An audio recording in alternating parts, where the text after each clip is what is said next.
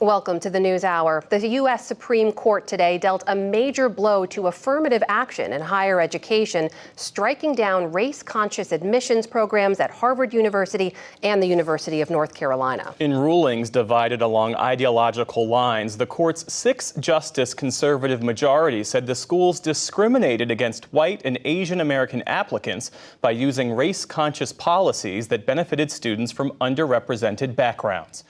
The Supreme Court just struck down affirmative action based on race. But what they didn't do was strike down another type of affirmative action based on money. Raj Chetty, David J. Deming, both of Harvard, and John Friedman of Brown, released a paper where they studied who was admitted to Ivy Plus schools, meaning the Ivy League plus Duke, University of Chicago, Stanford, and MIT. But in a twist, in order to take a look at the influence of money on these schools, they also got anonymized but matched tax records about those admitted. And the results were shocking. It was found that 9% of those admitted were from the top 1% of the income bracket, which means that there are only 1% of families that earn over $600,000 a year, but they accounted for 9% of Ivy Plus admissions. Furthermore, those in the top 0.1%, or families that make more than $3 million a year, are more than twice as likely to be admitted to these universities than anyone else. Now let's get something out of the way right now. I take pride in telling you, my community, my fellow Americans, how it is for real. So let's not start lying now. These kids, these rich kids, they're qualified. They're completely and evenly overly qualified. They get excellent grades and have excellent test scores. But in terms of grades and test scores,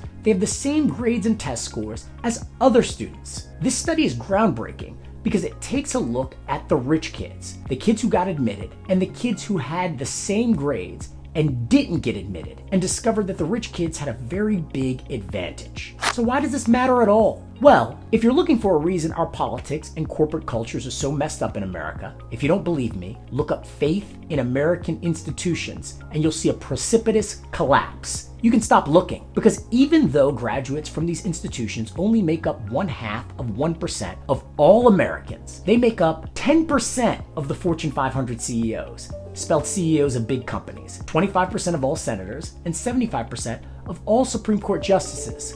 So these universities have a big impact on American leadership. So how is this done exactly? I mean, I went to college, Brooklyn College, shout out to BC, but I don't remember ever putting how much money my parents made next to my GPA. So how do universities know who the rich kids are? Well, there are a couple of stand-ins for wealth. First, legacy admissions. As it turns out, if your parents and your parents' parents and your parents' parents' parents, you get the picture, went to a certain college, you're also more likely to be admitted to that college.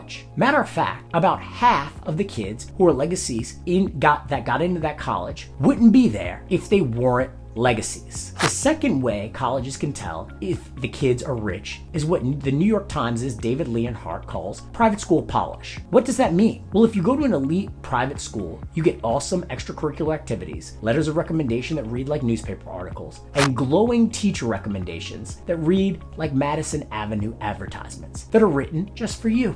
In the meantime, if you go to a public school, your kid, the guidance counselor of your kid may have to deal with up to 200 students. And so you're just not going to get that level of attention. Finally, the third way rich kids get advantages is athletics. Now, when you think about athletics, most people think about football and basketball, the big money sports. But actually, in reality, those are the only sports that favor minorities or poor kids. Rich kids dominate everything else. Think golf, hockey, crew, sailing, soccer, even baseball. Wait, why baseball? Well, because with this, as with all sports, rich kids are able to join all the travel teams and summer camps and clinics, which allow them to get really good at these sports. So while a middle-class kid may start out with the same talent as a rich kid when playing tennis, after years of training camps and high-end summer camps, the rich kid gets better faster and then uses that advantage to gain an advantage to get into an elite school. So who gets hurt here? Well, to be honest, the kids who get hurt most aren't the poor kids, but rather the upper middle-class kids. Look, the fact of the matter is that these Ivy League schools give poor kids some advantage because their logic is that this poor kid, overcame great odds just to get the same grades and the same test scores as everyone else. So we're going to give that kid a slight, not by much, advantage. But who gets put at a disadvantage is the upper middle class kids, kids whose parents make between $150,000 and $500,000, but not $600,000 a year. Let's be real. Even if colleges fix the rich kid problem, the advantages would probably just go to some kid that has more money than everyone else, but just not so much more money than everybody else. So fixing the system wouldn't really help poor kids or minority kids, as they don't really apply to these schools that much anyway, and when they do, they are already given a small but righteous advantage, seeing that just getting equal grades as a rich kid requires a gargantuan effort, despite the fact that the poor Appalachian kid or the broke kid from Alabama's Black Belt couldn't afford sailing lessons. So why have legacy admissions at all? Look, if the Supreme Court said, no, we can't consider race, why wouldn't colleges just get rid of all legacy admissions, as legacy, because of the history of America, often is a de facto stand-in for race? I mean, if the first 50 classes at Harvard were all white and no other group was allowed, and then they get a legacy advantage, it stands to reason that the pool of legacy kids would by and large continue to skew white as time went on. Have you heard of compound interest? Well, advantage compounds too. Well, why wouldn't Harvard and Yale and Princeton just give that up? Well, the truth is, if there is some advantage to legacy, the first being that there's an advantage to having a large cadre of families that look out for the university over long periods of time. These families, even though they have unfair advantages, volunteer at the university. They help recruit prominent professors and students to go to games, or prominent students. They go to games and build bonds with other legacy and non-legacy families, and they fundraise. These families make up the core of people that support the university as an institution, not